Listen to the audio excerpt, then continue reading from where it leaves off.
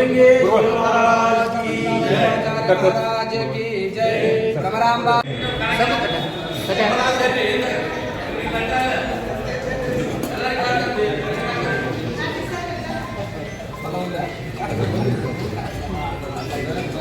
Side ಒಂದಿಟ್ಟು side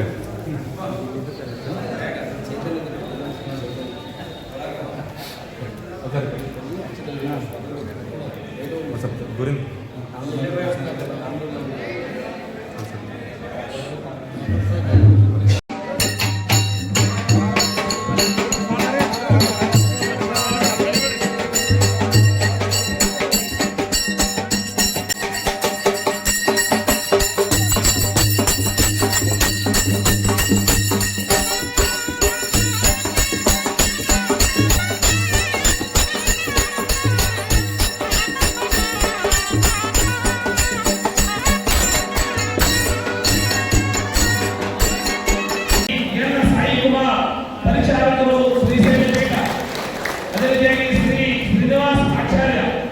senior assistant Srishaila ಪೀಠ, ಅದೇ ರೀತಿಯಾಗಿ ಶ್ರೀ ಮಹೇಶ್ ನಾಯ್ಕ್ ಶ್ರೀಶೈಲ ಪೀಠ ಉದ್ಘಾಟನೆಯನ್ನ ಮಾಡ್ತಾ ಇದ್ದಾರೆ. ವೇದಿಕೆ ಮೇಲೆ ಇರ್ತಕ್ಕಂಥ ಎಲ್ಲ ಗಣ್ಯಮಾನ್ಯರು, ಪೂಜ್ಯರು,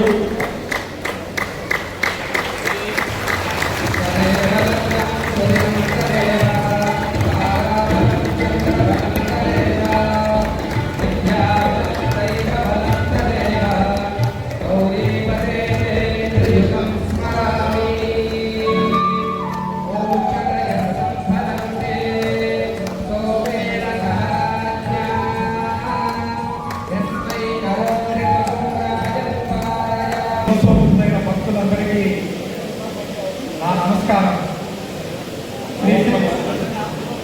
సాక్షాత్ శమణ స్వరూపికరాದ ಭಕ್ತರಿಗೆಲ್ಲ ನನ್ನ ನಮಸ್ಕಾರಗಳು. శ్రీశైల దేవస్థానం పక్షాన కన్నడ ప్రాంతానికి విచ్చేసి ఈ ದೇವಸ್ಥಾನ ಪಟ್ಟ ದೇವಸ್ಥಾನದಿಂದ ಆಗಮಿಸಿ ಸ್ವಾಮಿ ಮತ್ತು ತಾಯಿಯ ಭಕ್ತರಾಗಿರುವಂತಹ ಹಾಗೂ ಪೇರ್ದಾಲ್ ನಿವಾಸಿಗಳಾದ ಒಟ್ಟಿಗೆ ಮಾತನಾಡಲು ಅವಕಾಶ ದೊರೆತಿದ್ದು ನನಗೆ ತುಂಬ ಸಂತೋಷವಾಯಿತು. ಈ ಅದೃಷ್ಟವನ್ನು ಕಲ್ಪಿಸಿದ ಶ್ರೀಶೈಲ ಕ್ಷೇತ್ರ ಆದಿದೇವರೈನ ಆ ಭ್ರಮರಾಂಬ ಮಲ್ಲಿಕಾರ್ಜುನ ಸ್ವಾಮಿ ಸೌಭಾಗ್ಯವನ್ನು ನನಗೆ ಒದಗಿಸಿದ ಶ್ರೀಶೈಲ ಕ್ಷೇತ್ರದ ಅಧಿದೇವತೆಗಳಾದ ಭ್ರಮರಾಂಬ ಹಾಗೂ ಮಲ್ಲಿಕಾರ್ಜುನ ಸ್ವಾಮಿಯ ದಿವ್ಯ ಚರಣಗಳಿಗೆ ಗಣತಿಗಳನ್ನು ಅರ್ಪಿಸುತ್ತಾ ಕಾರ್ಯಕ್ರಮದಲ್ಲಿ ಉಪಸ್ಥಿತರಾದ ಕನ್ನಡದ ಭಕ್ತರು ಶ್ರೀ ಭ್ರಮರಾಂಬೆಯನ್ನು ಮಗಳಂತೆ, ಶ್ರೀ ಮಲ್ಲಿಕಾರ್ಜುನನನ್ನು ತಮ್ಮ ಅಳಿಯನಂತೆ భావిస్తున్నారు. అంతేకాకుండా చాలా మంది కన్నడిగులు ముఖ్యంగా ఉత్తర కర్ణాటక వాస్తే అల్లదే ఉత్తర కర్ణాటకದ నివాసిಗಳ ಮನೆಯ ಬೆಳಕು ఈ మల్లికార్జున స్వామియే ಆಗಿದ್ದಾರೆ. అందుకే తరతరాలుగా పలు ప్రాంతాలు కర్ణాటక భక్తులు మల్లికార్జున స్వామి వారిని ಇಷ್ಟದೈವಂగా ಭಾವಿಸುತ್ತಾರೆ. ಹಾಗಾಗಿ ಕರ್ನಾಟಕದ ಕೆಲವೊಲೆಗಳಲ್ಲಿ ಭಕ್ತರು ಮಲ್ಲಿಕಾರ್ಜುನ ಸ್ವಾಮಿಯನ್ನು ತಮ್ಮ ಇಷ್ಟದೈವವೆಂದು ಭಾವಿಸುತ್ತಾರೆ. ఈ భక్తులు గృహాలలో జరిగే శుభకార్యాల్లో ముందుగా మల్లికార్జున స్వామి వారిని ఆరాధించడం ఒక గొప్ప సంప్రదాయంగా ఈ ప్రాంతంలో విరాజిల్లుతుంది. ఈ భక్ತರ ಮನೆಗಳಲ್ಲಿ ನಡೆಯುವ ಶುಭ ಸಮಾರಂಭಗಳಲ್ಲಿ ಮೊದಲಿಗೆ ಮಲ್ಲಿಕಾರ್ಜುನನನ್ನು ಆರಾಧಿಸುವುದು ಒಂದು ಒಳ್ಳೆಯ ಸಂಪ್ರದಾಯವಾಗಿ ಬೆಳೆದು ಬಂದಿದೆ. అంతేకాకుండా కొన్ని వందల సంవత్సరాల నుండి ఎందులో కన్నడ ప్రాంతానికి చెందిన మహనీయులు శ్రీశైల క్షేత్రానికి విచ్చేసి స్వామి వారిని ಸೇವಿಸಿದ್ದಾರೆ.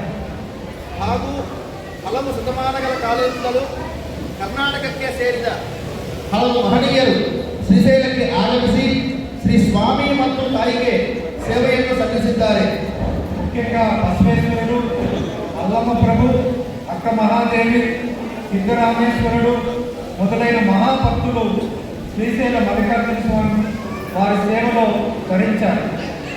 ముఖ్యವಾಗಿ ಅಲ್ಲಮ ಪ್ರಭುದೇವರು, ಅಕ್ಕ ಮಹಾದೇವಿಯವರು, ಸಿದ್ದರಾಮೇಶ್ವರ ಸ್ವಾಮಿ ಮೊದಲಾದ ಮಹಾನುಭಾವರು శ్రీశైల మల్లికార్జున సేవಯನ್ನು సಲ್ಲಿಸಿದರು.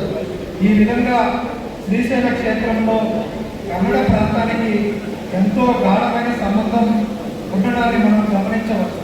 ಈ ರೀತಿಯಾಗಿ ಶ್ರೀಶೈಲಕ್ಕೆ ಕನ್ನಡ ಭಕ್ತಾದಿಗಳಿಗೆ ತುಂಬ ನಿಕಟವಾದ ಒಂದು ಅವಿನಾಭಾವ ಸಂಬಂಧವಿದೆ ಎಂದು ನಾವು ಗಮನಿಸಬೇಕು.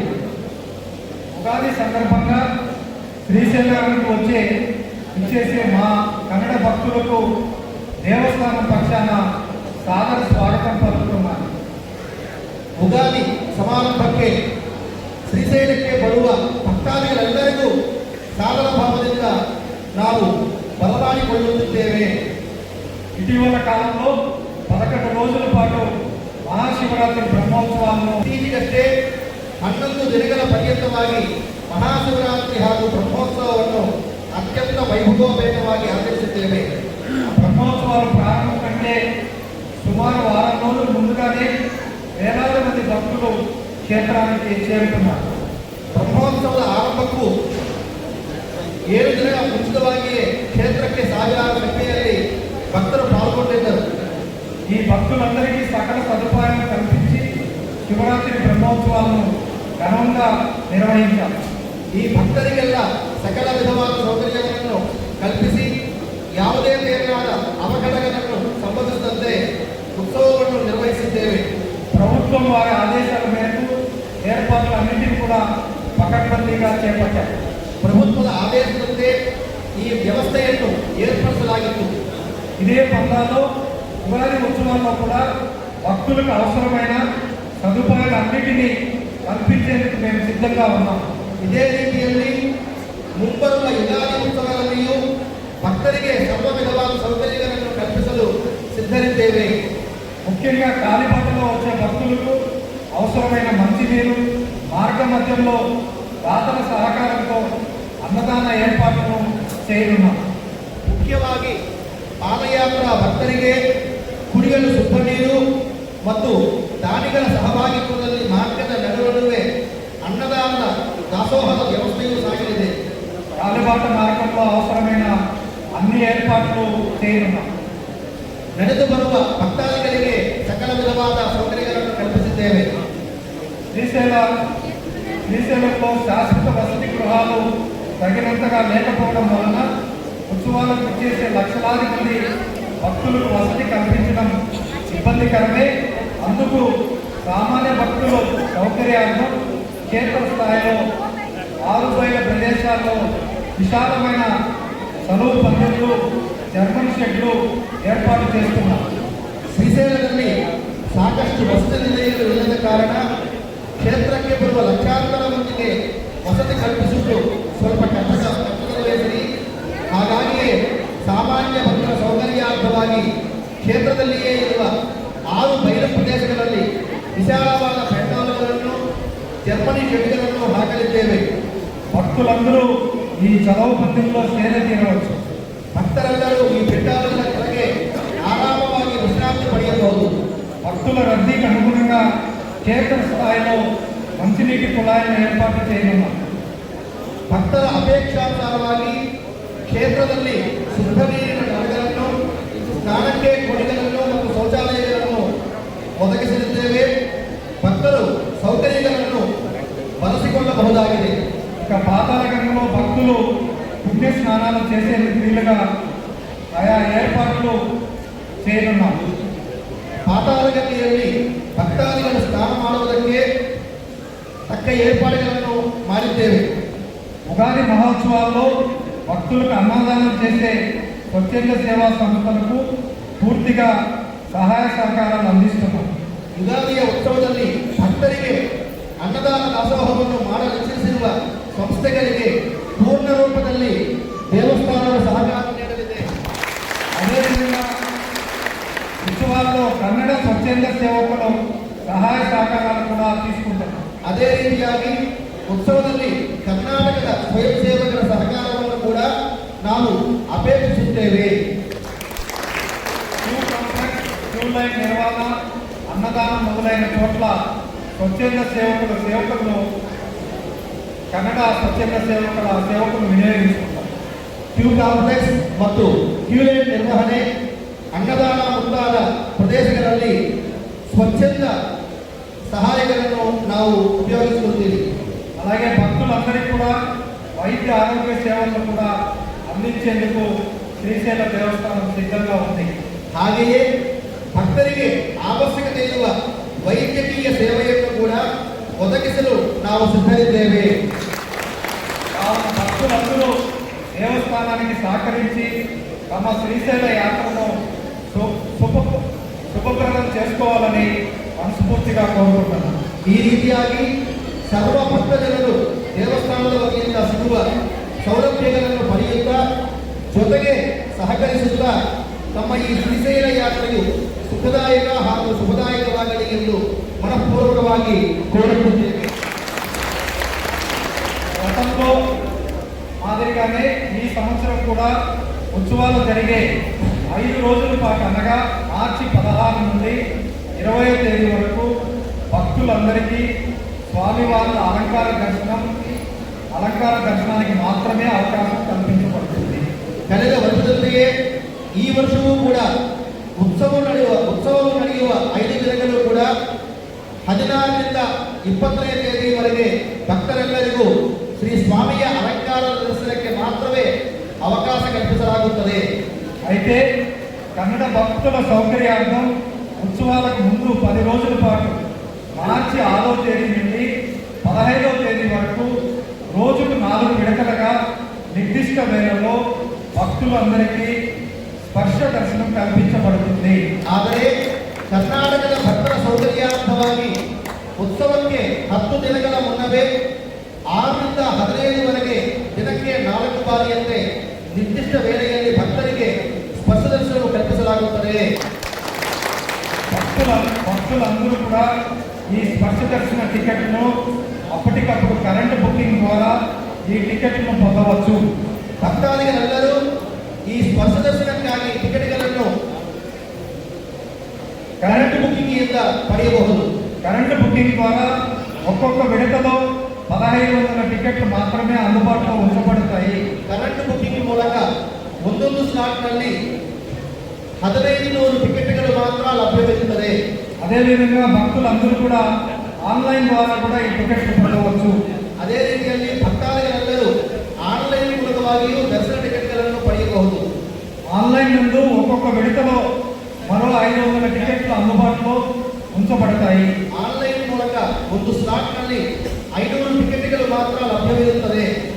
కావున భక్తులు ఈ దర్శన ఏర్పాట్లకు అనుగుణంగా తమ శ్రీశైల యాత్రను రూపొందించుకోవాలని మీ అందరికీ విజ్ఞప్తి చేస్తున్నాను. ಭಕ್ತರು ತಮ್ಮ ದರ್ಶನದ ಏರ್ಪಾಡುಗಳನ್ನು ಅನುಸರಿಸಿಕೊಂಡು ಎಲ್ಲ ಕಸಗಳನ್ನು ಕೇವಲ ಡಸ್ಟ್ಬಿನ್ಗಳಲ್ಲಿ ಮಾತ್ರ ಹಾಕಿ ಅರಣ್ಯ ಇಲಾಖೆ ಅನುಮತಿಸಿದ ವಿಶ್ರಾಂತಿ ಕೇಂದ್ರಗಳಲ್ಲಿ ಮಾತ್ರ ನಿದ್ರೆ ಮಾಡಿ ಗುರುತಿಸಲಾದ ಪಾದಯಾತ್ರೆ ಮಾರ್ಗದಲ್ಲೇ ನಡೆಯಿರಿ.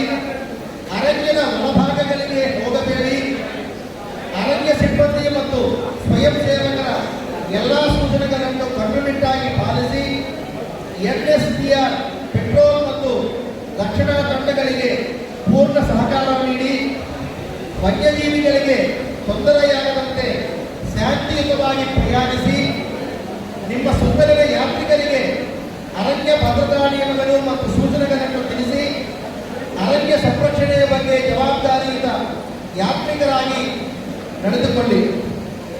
ಪಾದಯಾತ್ರಿಕರು ಮಾಡಬಾರದು ಸಿಂಗಲ್ ಯೂಸ್ ಪ್ಲಾಸ್ಟಿಕ್ ಬಾಟಲ್ಗಳು, ಪ್ಲಾಸ್ಟಿಕ್ ಪ್ಲೇಟ್ಗಳು, ಕವರ್ಗಳು ಇತ್ಯಾದಿ ಇವನ್ನೆಲ್ಲ ತರಬೇಡಿ ದಯವಿಟ್ಟು. ಯಾಕಂದರೆ ಅವೆಲ್ಲ ನಿಷೇಧ. ಪ್ಲಾಸ್ಟಿಕ್ ಬಾಟಲ್ಗಳು, ಪ್ಲಾಸ್ಟಿಕ್ ಪ್ಲೇಟ್ಗಳು, ಕವರ್ಗಳೆಲ್ಲ ಶ್ರೀಶೈಲದಲ್ಲಿ ಪೂರ್ತಿ ನಿಷೇಧ ಇದೆ. ಪಾದಯಾತ್ರಾ ಮಾರ್ಗದಲ್ಲಿ ಕಸ, ಬಾಟಲ್ಗಳು, ಆಹಾರದ ಅವಶೇಷಗಳು ಎಲ್ಲಿಯೂ ಹಾಕಬೇಡಿ. ಬೀಡಿ, ಸಿಗರೆಟ್, ಮ್ಯಾಚ್ ಬಾಕ್ಸ್, ಲೈಟರ್ ಮುಂತಾದ ಅಗ್ನಿ ಅಪಾಯಕ್ಕೆ ಕಾರಣವಾಗುವ ವಸ್ತುಗಳನ್ನು ತರಬೇಡಿ. ಅರಣ್ಯ ಮಾರ್ಗದಲ್ಲಿ ಮದ್ಯ ತರಬೇಡಿ ಹಾಗೂ ಸೇವಿಸಬೇಡಿ, ಸಂಪೂರ್ಣ ನಿಷೇಧ.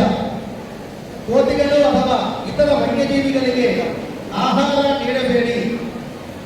ಲೌಡ್ ಸ್ಪೀಕರ್ಗಳು, ಜೋರಾದ ಧ್ವನಿ ಸಾಧನಗಳು, ಸಂಗೀತ ವ್ಯವಸ್ಥೆಗಳನ್ನು ಬಳಸಬೇಡಿ. ಅನುಮತಿಸಿದ ಮಾರ್ಗವನ್ನು ಬಿಟ್ಟು ಅರಣ್ಯದ ಒಳಭಾಗಗಳಿಗೆ ಪ್ರವೇಶಿಸಬೇಡಿ. ಮರಗಳು, ಸೂಚನಾ ಫಲಕಗಳು, ಕಲ್ಲುಗಳು ಸೇರಿದಂತೆ ಅರಣ್ಯದ ಸಂಪತ್ತಿಗೆ ಹಾನಿ ಮಾಡಬೇಡಿ. ಅರಣ್ಯ ನಿಯಮ ಮತ್ತು ನಿಯಮಾವಳಿಗಳನ್ನು ಉಲ್ಲಂಘಿಸಬೇಡಿ. ದಯವಿಟ್ಟು ಶ್ರೀಶೈಲ ಕ್ಷೇತ್ರಕ್ಕೆ ತಾವು ಬರುವ ಸಮಯದಲ್ಲಿ ಶ್ರೀಶೈಲ ಕ್ಷೇತ್ರ ಹೇಗೆ ಸ್ವಚ್ಛವಾಗಿರಬೇಕು ಅಂತ ಅನ್ಕೊಳ್ತೀರೋ ಹಾಗೆ ತಾವು ಪುನಃ ಶ್ರೀಶೈಲದಿಂದ ತಮ್ಮ ಊರಿಗೆ ತೆರಳುವಾಗ ಶ್ರೀಶೈಲ ಕ್ಷೇತ್ರವನ್ನು ಹಾಗೆ ಸ್ವಚ್ಛವಾಗಿ ಉಳಿಸಿ ಶ್ರೀಶೈಲ ಕ್ಷೇತ್ರದ ಪಾವಿತ್ರ್ಯವನ್ನು ಶ್ರೀಶೈಲ ಕ್ಷೇತ್ರದ ಪರಿಸರಗಳನ್ನು ಸ್ವಚ್ಛವಾಗಿ ಇರಿಸಬೇಕಾದ ಬಾಧ್ಯತೆ ನಿಮ್ಮೆಲ್ಲ ಮೇಲೆ ಇದೆ. ದಯವಿಟ್ಟು ಶ್ರೀಶೈಲ ಕ್ಷೇತ್ರವನ್ನು ಸ್ವಚ್ಛವಾಗಿರಿಸಿ ಶ್ರೀಶೈಲ ಕ್ಷೇತ್ರವನ್ನು ಪವಿತ್ರವಾಗಿ ಉಳಿಸಿ. ಓಂ ನಮಃ ಶಿವಾಯ.